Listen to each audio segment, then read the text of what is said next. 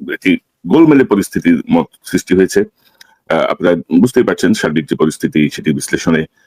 এবং গত 12ই June doctor ইউনূসের সাথে জনাব তারেক রহমান সাহেবের একটি বৈঠক হয়েছিল লন্ডনে। আজকে 14ই জুলাই, অর্থাৎ 1 মাস 2 দিন পার হয়ে গেছে। সেই বৈঠককে নিয়ে যে উত্তেজনা, যে আলোচনা, তার পরবর্তীতে নির্বাচনের একটি সমঝোতার মতোই হয়েছিল। একটি বিএনপি রাজি হয়েছে যে ফেব্রুয়ারিতে নির্বাচন হবে। ডক্টর ইউনূস ফিরে আসার পরে গত 1 মাসে কোনো উল্লেখযোগ্য কার্যকর কোনো অগ্রগতি আমরা দেখি নাই। সেই একই লটবহ চলছে, সেই একই উপদেষ্টা পরিষদ, সেই একই রকমের লেথার্জি কার্যক্রম, ধীরে সুস্থে হেলে দুলে। তো এই জায়গাটা আসলে ফলাফল শূন্য, এটা আমরা বলতেই পারি। এই বৈঠকের কোনো সুফল আমরা দেখছি না আগে, মানে দৃশ্যমান কোনো সুফল। পাশাপাশি বড় শয়তানের ছকে চলছে নীল নকশার বাস্তবায়নের চেষ্টা, নানামুখী খেলা চলছে। সাংবাদিক এবং মেরিন ইঞ্জিনিয়ার জনাব মিনার রশিদ। মিনার ভাই, আপনাকে স্বাগত জানাচ্ছি অনেকদিন পর। আসসালামু আলাইকুম, ধন্যবাদ করুন সারওয়ার ভাই, এবং এই অনুষ্ঠান এখন যারা দেখছেন এবং পরবর্তীতে যারা দেখবেন সবাইকে প্রীতি আর শুভেচ্ছা। মিনার ভাই, অনেকদিন পরে আপনাকে পেলাম। আপনার কাছ থেকে মূলত শুনবো, আপনার লেখাগুলো পড়ছিলাম আমার দেশের সম্পাদকীয়তে। তো কি মনে করেন, ধরেন 1 মাসের যেই ফলাফল আমরা দেখছি, মানে বৈঠকের 1 মাসের ফলাফল, ধরেন ফেব্রুয়ারিতে যদি নির্বাচন হতে হয়, যে গতিশীলতা আসা প্রয়োজন ছিল সরকারের, সেই গতিশীলতার কিছুই আসে নাই। অনেক ধরনের বিষয় এখনো অমীমাংসিত, অনেক রকমের বিষয় এখনো হাতি দেওয়া হয়নি। তো সেই জায়গায় আপনি ফেব্রুয়ারিতে কিভাবে নির্বাচন করবেন? এখন আবার ধরেন যে ঘটনাগুলো ঘটছে, মানে আমরা যেটাকে বলতে যাচ্ছি বড় শয়তানের ছকে চলছে নীল নকশা বাস্তবায়ন, অর্থাৎ নির্বাচনকে পিছিয়ে দেয়া। আপনি দেখেন যে মিটফোর্ডের একটা ঘটনা ঘটলো 2 দিন আগে, আসলো 2 দিন পরে, এবং এত সুনিপুণ ভাবে একটাই ভিডিও আসছে, আর কোনো ভিডিও কিন্তু আসেনি। মানে ওই যে মারতেছে বাইরে একটাই ভিডিও আসছে। তো তার মানে হচ্ছে সেখানে এই জায়গাটা হয়তো বিশেষ কোনো গোষ্ঠী ঘিরে ছিল, যে ওরাই শুধু ভিডিও করছে, ওরাই সময় মতো ছাড়ছে। এর মধ্যে হাসিনার ব্যাপারে আইজিপি রাজসাক্ষী হয়েছেন, বিবিসি রিপোর্ট করেছে।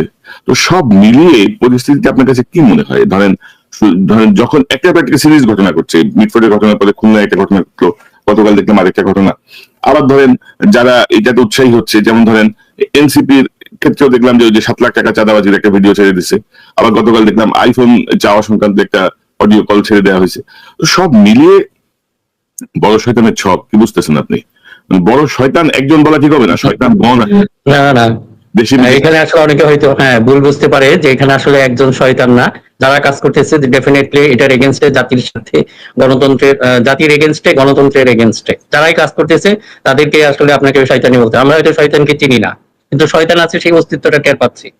এবং এই যে আমাদের শীর্ষ বৈঠকে, লন্ডন বৈঠকের পর আমাদের যে প্রত্যাশা অনেকটা বেড়ে গিয়েছিল, এখন এখানেও যেটা হয়েছে, আমি এখনো অনুরোধ করবো সমস্ত রাজনৈতিক শক্তিকে, আপনারা হয়তো বিভ্রান্ত হচ্ছেন, আমাদের মনে হয় আর কি, কোনো আপনাদের মন্তব্য বিবৃতি দেখে বা ইন্টারনালি সেটা তো করবেনই, সেই প্রতিযোগিতা থাকবে, প্রতিদ্বন্দ্বিতা থাকবে, সেটা আমরা চাই সেটা হোক, কিন্তু এই সময়টা তো এটা রাইট না, এটা আপনাদের পলিটিক্যালি ইনকারেক্ট যে স্টেপগুলি নিচ্ছে, বেশি করে সবগুলি দলই বলা যায়, বিশেষ করে এনসিপি ধরেন, ওই কয়েকটা কথা সেটা আমার খুব খারাপ লেগেছে। যেরকম আমি তো নাহিদ এদেরকে আমরা পছন্দ করি, আপনার আমাদের সবার সাথে একটা ভালো আন্ডারস্ট্যান্ডিং, তারপরেও সমালোচনা করতে হচ্ছে এই কারণেই যে বলে যে জনগণের সমর্থন না থাকলে, আমি কথাগুলি করে আনছি, দেখেন কিভাবে ঘোরাটে করছে পুরো পানিটাকে, যে জনগণের সমর্থন থাকলে দিল্লিতে যেতে হয় না, লন্ডনে যেতে হয় না। এইটাতে কি বুঝাইতে চাচ্ছেন? আপনাদের একটা সীমা আছে, এই সীমার বাইরে যায় না। এখন একটা কথা হলো যে এখানে আগে বুঝতে হবে রাজনৈতিক প্রতিদ্বন্দ্বী এবং শত্রু। ডেফিনেটলি আধিপত্যবাদ বা ফেসিবাদ আমাদের শত্রু, আমাদের গণতন্ত্রের শত্রু, আমাদের জনগণের শত্রু। আমরা দেখেছি গত 15-16 বছর বা 20 বছর যাবত আমাদের উপর কি মানে স্টিম রুলার চালিয়েছে, কাজে দে আর ডেফিনেটলি শত্রু। এখন সেই শত্রুকে আপনি রাজনৈতিক প্রতিদ্বন্দ্বীর সাথে মিশিয়ে ফেলেন, সেটা আপনাদের নিজের টোটাল এই 24-এর যে গণ আন্দোলন বা বিপ্লব, এইটার স্পিরিটের এগেনস্টে আপনারা এখানে যায় না। আবার একই কথা বলি অন্যদিকে, যে বিএনপির পক্ষ থেকেও আপনি দেখেন যে এগুলো হয়তো খেয়াল করতেছেন, এটা পিছন থেকে যে বলছেন যে কোনো একটা বড় শয়তানিগুলি নিয়ে খেলছে। আবার এখানে বলছেন যে কাউকে পাঠিয়েছি দিল্লি, এখন আবার পিন্ডিতে পাঠানোর আয়োজন চলছে। এগুলি তো ভয়ঙ্কর বাই ন্যারেটিভ। আপনার তো পিন্ডির সাথে আমাদের এমন কিছু হয় নাই। এখন আপনাদের খেয়াল রাখতে হবে জিও পলিটিক্যাল একটা রিকোয়ারমেন্ট আপনাকে, যে অনুষ্ঠানে আসার আগে যেটা বলতে চাচ্ছিলাম, একটা উদাহরণ দিয়ে, অনেকে হয়তো পছন্দ করেন না ইরানি সিস্টেম বা ইমাম কমিউনিকে, কিন্তু তার একটা প্রজ্ঞাবান দেন একটা স্টেপ দেখেন, যেটার জন্য এখন পর্যন্ত এরা সারা পৃথিবীর এগেনস্টে টিকে আছে। সমস্ত মানুষ, এমনকি মুসলিম বিশ্বেরও তো খুব একটা সমর্থন ছিল না, ইদানিং হয়তো কিছুটা এসেছে। এখন ওই সময়ে প্রথম যখন খুমেনির জাস্ট ওদের ওই বিপ্লবের পরপরই, তখন তাদের যে খুমেনির খুব কাছের একজন আয়াতুল্লাহ ছিলেন, আমি নামটা আমার মনে নাই, ওনার সাথে একটা দ্বন্দ্ব বেজে যায়। ওনার কথা হলো কি, যে আপনি এই যে একটা ইসলামিক বিপ্লবের পর যে সোলজার গুলি হবে, সৈনিক যারা হবে, তারা ইসলামিক ক্যারেক্টারিস্টিক সব বজায় থাকতে হবে, তাদের চরিত্র তাদের আচরণ সেরকম হতে হবে, তা না হলে আমরা সৈনিক ওইভাবে পারবো না। আমরা, উনি বলছিলেন যে আমাদের কোয়ালিটি মেনটেন করতে হবে, কোয়ান্টিটি না। কিন্তু খুমেনির কথা ছিল উল্টা। উনি বললেন না, আজকে এটা আমাদের জিও পলিটিক্যাল রিকোয়ারমেন্ট। আমি যদি বসে থাকি শুধু ওই ইসলামিক স্পিরিটের সোলজারের জন্য, আমি এই রাষ্ট্রকে প্রোটেকশন দিতে পারবো না, কাজেই আমাকে এদেরকে নিতে হবে। উনি যেহেতু একটু বেশি কি বলবো ইয়ার মধ্যে নৈতিকভাবে যে এটা আরেকটু ছিলেন, মনে করতেন যে এটা নৈতিক স্খলন হয়েছে খুমেনি, তারপরে ওনার বিরোধিতা করে এমন চরম বিরোধী হয়ে পড়েন। একইভাবে আপনাদেরকে আমি একটু অনুরোধ করব একটা জিনিস খেয়াল করতে, যে অনেকে দেখে আমাদেরকেও সমালোচনা করে, একটা জিও পলিটিক্যাল রিকোয়ারমেন্ট আছে বাংলাদেশেরও।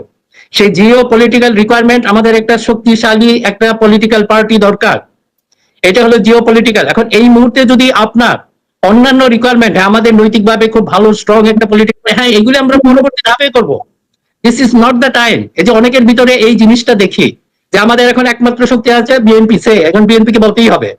এখন এই দলটাকে যদি আমরা বিভিন্নভাবে বিভ্রান্ত করি, তাদেরকে ঠিকভাবে ফাংশন করতে না দিই, কোনো একটা কথা হলে আমরা দেখি যে একটা খেয়াল করেন অনেক, বা এটা অনেকে হয়তো বলতে পারবে এটা বিএনপির প্রতি দরদের জন্য না, আমি এটা বলছি আমি আমার দেশপ্রেম থেকে।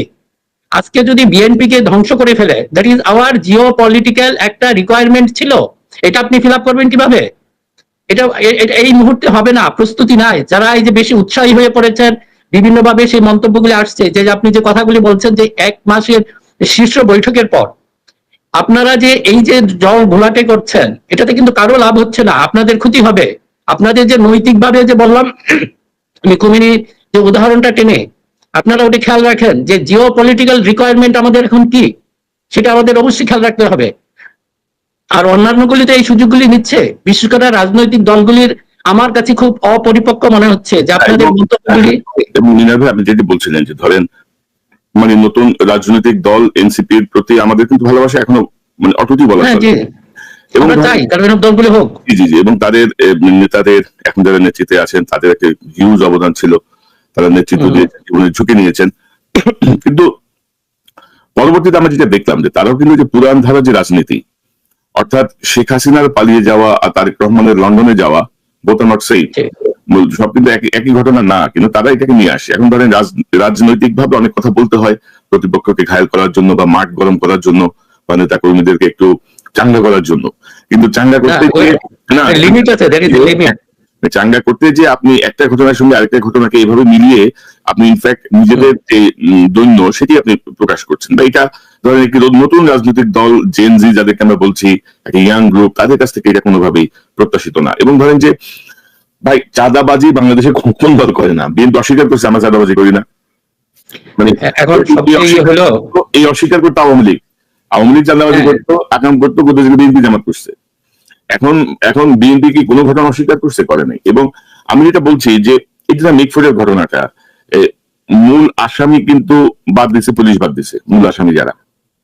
মূল আসামিদের ছবি কিন্তু এই যে নাহিদ, হাসনার, এদের সাথে তার ছবি দেখা গেছে।